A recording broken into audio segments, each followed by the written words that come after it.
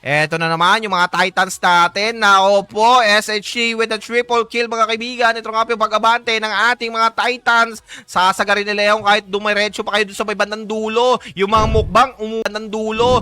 mukbang umubos, lumuhod doon sa mga miyembro ng ating mga Young Guns. Pero doon sa may bandang likuran, the mukbang is eating the side ng ating mga Titans. Sagad kung sagad na ako po, the mukbang is doing controller. They will tingnan natin kung may magko-contest ba rito. Ito nga po from the heaven side, lalabas yung mga miyembro ng ating mga X. They want to take and capture this facility controller. 20 seconds remaining. Ito nga po yung pakikipagdigmaan pero madidepensa niya ng ating mga mukbang. Ito nga po yung ating mga Titan sumugod na from the grass area. What an equal mga kaibigan. Pero sino makakuha? Mukbang is doing it, defending this facility controller. 6 seconds to go but no!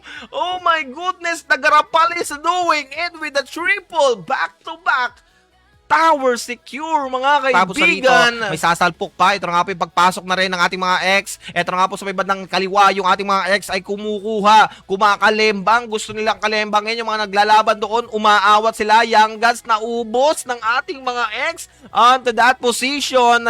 Dean Winches with a triple kill as well, ladies and gentlemen. Ito nga po sa may bandang likuran. Ito nga po yung pagpasok. Tuloy-tuloy, Ned with a triple kill coming in from the TOD.